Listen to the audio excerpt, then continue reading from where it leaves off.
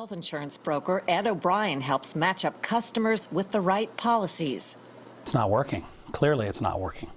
A task that's become much tougher, he says, under Obamacare. Your average person who makes $30,000, $35,000 a year cannot afford a $10,000 deductible and an out-of-pocket that's even higher than that. It's simply not sustainable or affordable.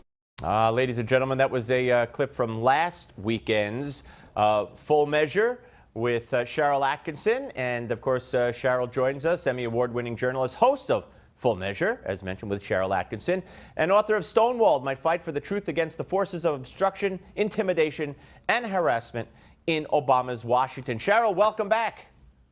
Thank you. Now, I know that was about Obamacare, and of course, Trump, as we speak, is in King of Prussia, Pennsylvania, focusing on Obamacare. You know, I want to, before we get to everything that's going on, the polls were shifting. Even before Friday's bombshell revelation, they were shifting towards Trump, and a lot of people think it was because of the revelation that the premiums of Obamacare are set to skyrocket once again. Yes, I guess in retrospect, the people who pushed through Obamacare might consider it a poor calculation to have open enrollment occur, coincident with the presidential campaign, because this is really an in-your-face example of how Obamacare really is falling apart.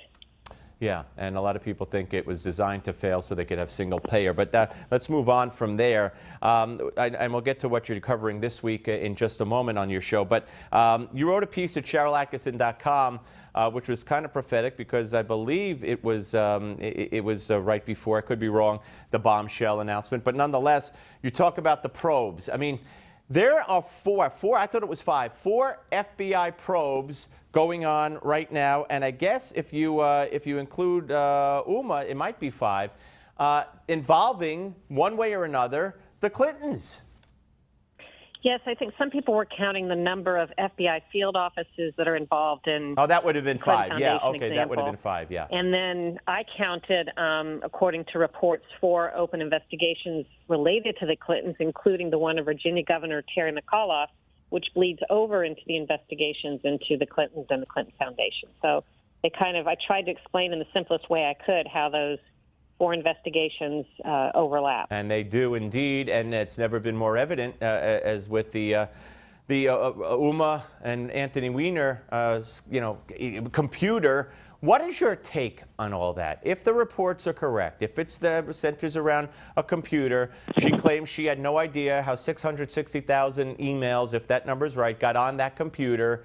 What do you believe we're possibly looking at here? And do you believe that for Comey to do what he did, and today he doubled down and said he was glad he did what he did, he doesn't regret it, do you believe, as some do, that he must have seen something, someone must have seen or told him something big was there?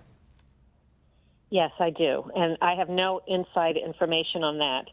But my common sense leads me to believe that, of course, the FBI agents who first looked at the material and the 2 teams that had to brief Comey, the ones handling the Clinton Foundation and the ones handling the Weiner investigation, came to him and apparently said something they knew from their cursory examinations of what they'd found so far, or from something that Anthony Weiner may have told them. There's all kinds of possibilities that there was relevant information there that was significant enough that Comey had to measure what would happen if he didn't disclose something now and it were to come out after the election. And because he chose to go ahead and take a very drastic step and make this announcement before the election, it leads me to conclude that as bad as the fallout is, he's calculated it would have been worse if he had waited until afterwards, and then it was known in retrospect what he had known prior to that. So that indicates to me there's some evidence they believe of something significant. And I don't know what that is, because to me, if it's just more classified documents, well, they've already litigated that. They don't care about that because, they don't think unless there was an email that said they intended to harm the country, they don't seem to care. And if it proves Uma Abedin gave false information, well, they've already litigated that too. A lot of false information was provided during the first investigation, but they decided they didn't care about that. So I'm not sure what changes the the equation in there, but there must be something they think that possibly could. Let me ask you your opinion on this as a reporter. We've seen everybody on the left, Hillary included, go ballistic on Comey, the media included for the most part. Yet yesterday, Josh Earnest and I believe Barack Obama himself have said that Comey has great integrity. They're not questioning him. They're not questioning what he did. They've taken a different road. Do you have any idea why that strategy? I have no idea. I suppose it's possible that if any of this new information they think they might have involves national security, it's possible that the president could have gotten a briefing or a heads up on some of that. But I have no idea, other than that, why they might have taken that tact.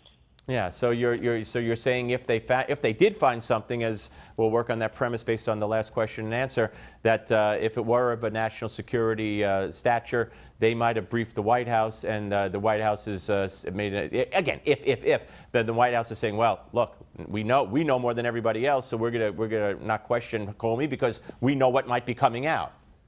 Well, this is just one of so many possible scenarios, and we don't know.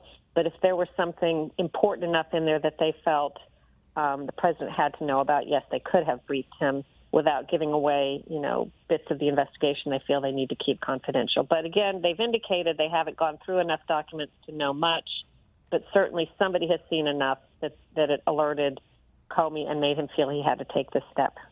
Let me ask you, coming up on your show this weekend, Full Measure with Sharyl Attkisson. I know you're following the money. You're looking at the contributors to both campaigns, correct? Exactly. I looked at the numbers a couple of weeks ago, and the latest numbers are going to go into a database that I'm going to look at tonight. But as of a few weeks ago, and I don't think this part will drastically change, Hillary Clinton has way more donations, both inside money and so-called outside money, that goes to the super PACs that do the negative opposition research and the negative ads.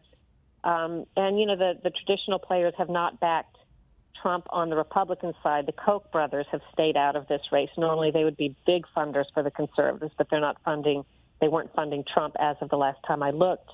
The big hedge fund billionaires were funding Ted Cruz and Hillary Clinton. With Cruz gone, one of them has jumped on board with Donald Trump, but the rest of them, they're with Hillary Clinton. He has no meaningful support, by and large, from the big Wall Street players. She's got all of that.